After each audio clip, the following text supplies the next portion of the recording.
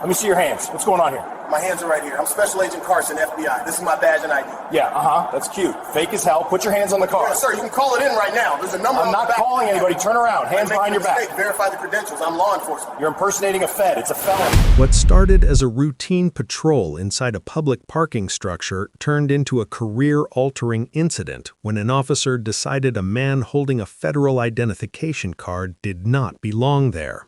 The man, 42-year-old Darius Coleman, was an active-duty FBI agent, standing calmly beside his vehicle in the afternoon, answering questions and following instructions.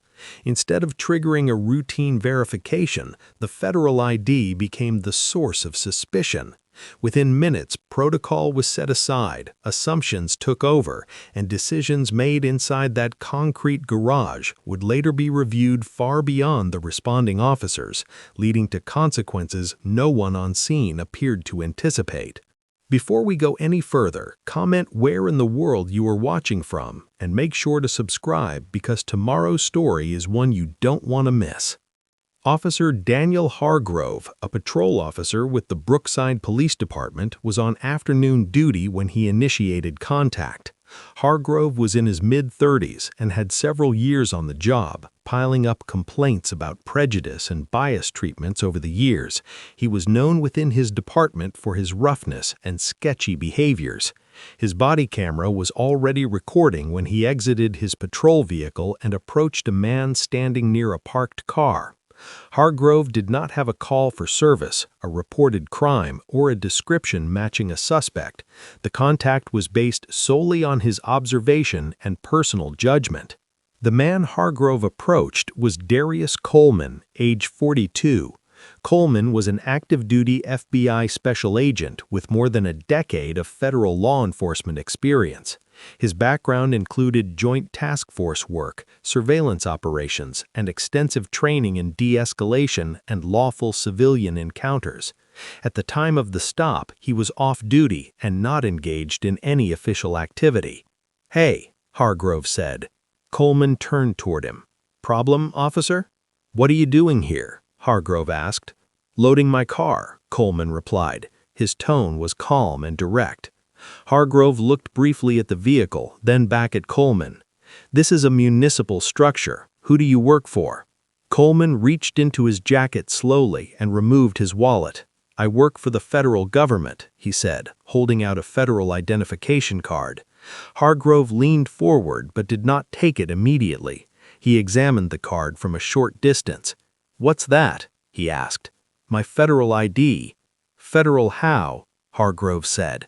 "Law enforcement," Coleman replied. Hargrove exhaled and shifted his stance. "You got another form of ID?" "This is my ID," Coleman said. Hargrove finally took the card, holding it between two fingers. He examined it briefly, tilting it as if checking its features. "This doesn't look like anything I've seen," Hargrove said. "It's a valid federal credential," Coleman replied. "You can verify it." Instead of returning to his patrol vehicle or contacting dispatch for verification, Hargrove handed the ID back. "We've had issues with fake IDs around here." "Then verify it," Coleman responded. Hargrove did not answer. Instead, he continued questioning. "Why are you parked here?" "It's a public structure. I'm allowed to park here." "Federal agents don't just park wherever they want. You running something?" "No, I'm off duty." Hargrove paused. "So you say." "Turn around for me," Hargrove said a moment later. "For what reason?" Coleman asked. "Officer safety. I need to make sure you don't have anything on you." Coleman hesitated briefly, then complied, turning around and keeping his hands visible. "I haven't done anything wrong," he said. "Didn't say you did, just checking." Hargrove conducted a brief pat-down. Nothing was found. Coleman turned back around. "You're going to run the ID?" Coleman asked. Hargrove did not respond directly. He keyed his radio. "Dispatch, I've got a black male in the Brookside parking structure claiming to be federal law enforcement, says this is his credential." Coleman stood quietly as the transmission went through. Dispatch asked for additional details. Hargrove provided a general description but did not read the credential number or request standard federal verification. Instead, he added, possibly impersonating. Coleman spoke immediately. I'm not impersonating anyone. You can contact the field office listed on the card. Hargrove did not acknowledge the statement. He requested a second unit. While waiting, Hargrove continued asking questions: where Coleman lived, how long he had been in the area, and why he had not already left. Each question rested on the same assumption, that Coleman's presence required justification. Coleman answered only what was legally required. He did not raise his voice or volunteer additional information. When the second patrol unit arrived, Officer Kyle Benton exited and took position nearby. Hargrove remained in control of the encounter. Until we figure this out, you're not going anywhere, Hargrove said. That's fine, but this could be resolved by verification, Coleman replied. Hargrove did not respond. At that point, no crime had been articulated. No verification had been initiated. The federal credential remained unconfirmed. What should have been resolved within minutes had instead escalated into a detention based entirely on assumption. And the decision not to verify the ID would soon become the most significant mistake of the encounter. Officer Hargrove kept his position in front of Darius Coleman as the second unit arrived. Officer Kyle Benton stood slightly behind and to the side, watching but not speaking. No one informed Coleman that he was being detained, but no one told him he was free to leave either. The distinction mattered. Hargrove turned toward Benton briefly. He says he's federal, he said. ID doesn't look right. Benton glanced at Coleman, then at the ID still in Coleman's hand. Did you run it? Not yet, Hargrove replied. Coleman spoke calmly. You can verify it through dispatch or contact the field office listed on the card. Hargrove ignored the comment and turned back to Benton. Just stay with me on this. Benton nodded and stepped a little closer, his presence reinforcing the stop without adding any new justification. Hargrove keyed his radio again. Dispatch, any return? Dispatch responded that no verification had been completed because no credential number had been provided. Instead of reading the number off the card, Hargrove asked another question. Why didn't you just leave once you were done loading the car? Coleman looked at him. Because I don't have to. Hargrove's expression tightened. That kind of attitude isn't helping you. I'm answering your questions. I'm not required to explain my presence beyond that. Hargrove stepped closer. You're detaining me without a crime. Hargrove did not respond directly. He turned his attention back to the radio. Dispatch, I need a supervisor.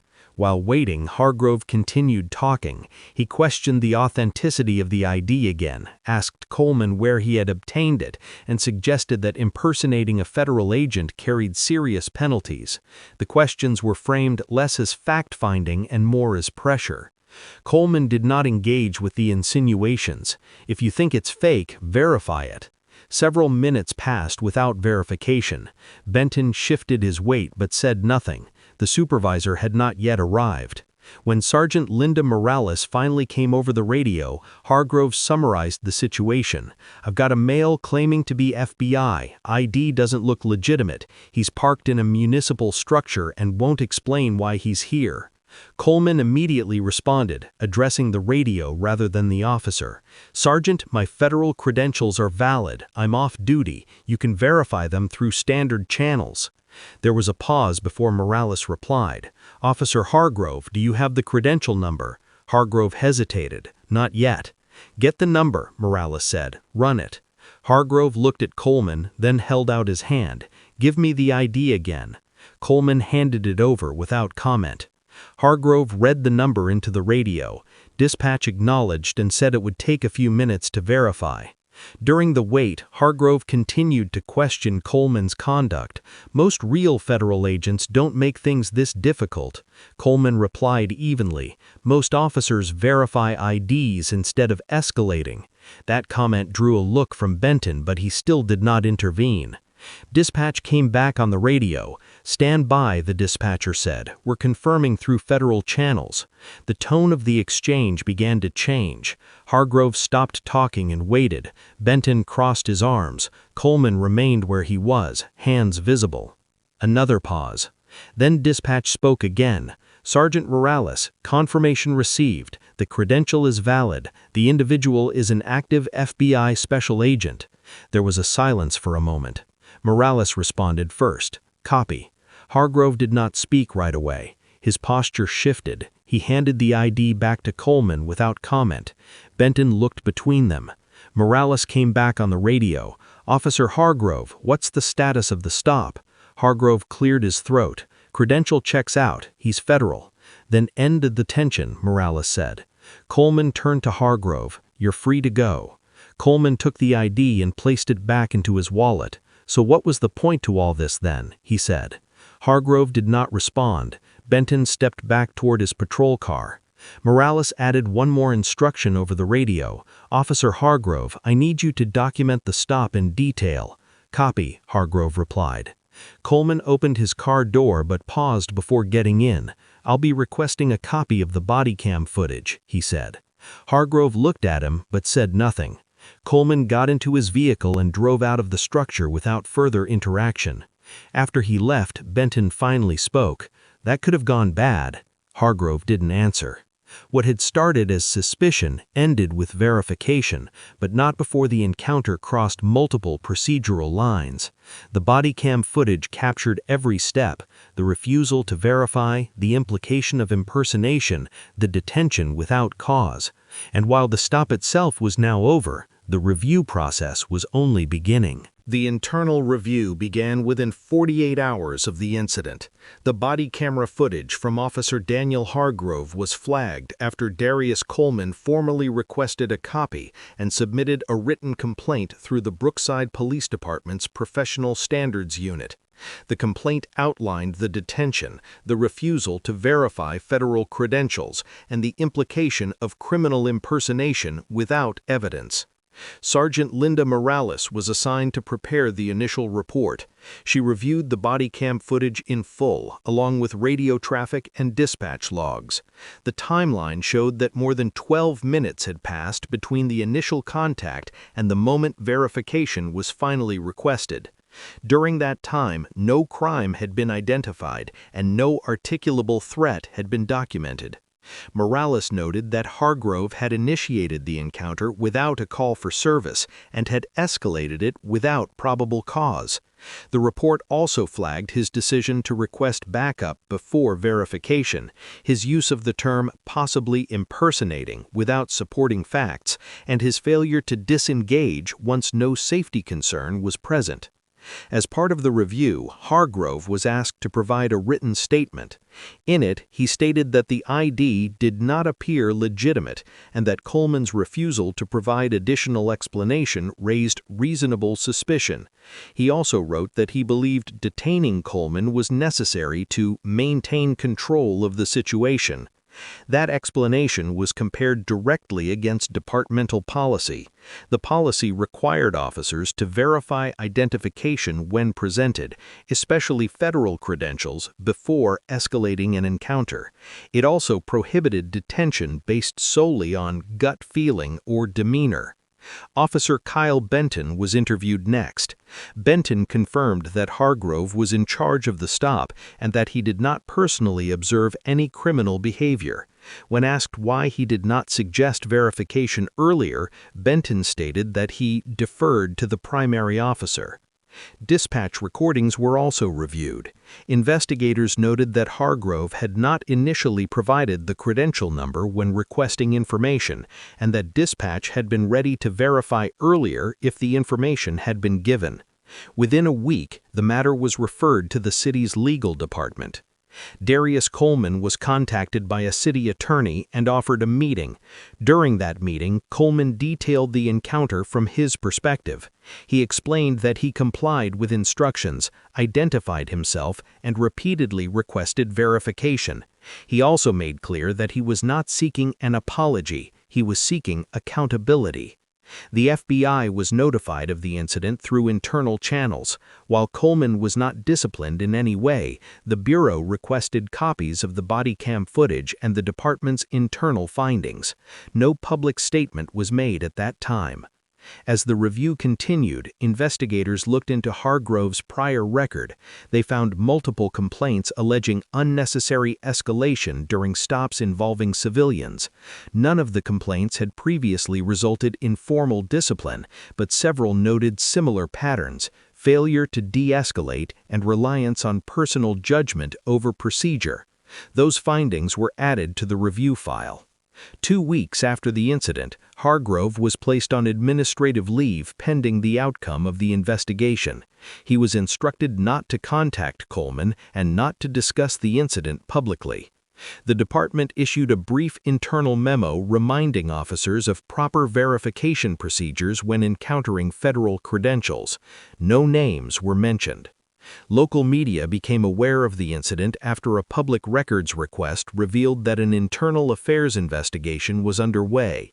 Initial reports described it as a detention involving a federal agent. The body cam footage had not yet been released, but the story began to circulate. The police union issued a short statement saying it would reserve judgment until all facts were reviewed. As public attention grew, the city scheduled a closed-door meeting with legal counsel, department leadership, and representatives from the mayor's office. The potential exposure was discussed. The footage was described as problematic. Through all of this, Coleman remained silent publicly. He did not give interviews. He did not post about the incident. He waited. By the end of the month, the investigation was complete. The findings concluded that the detention was not supported by reasonable suspicion, that verification should have occurred immediately, and that the escalation was unnecessary. The case was forwarded to the city for final determination. And while no outcome had yet been announced, it was already clear that the incident inside the parking structure was no longer just a personnel issue, it had become a legal one. The city's legal department reviewed the internal investigation findings alongside the body camera footage, dispatch records, and written statements.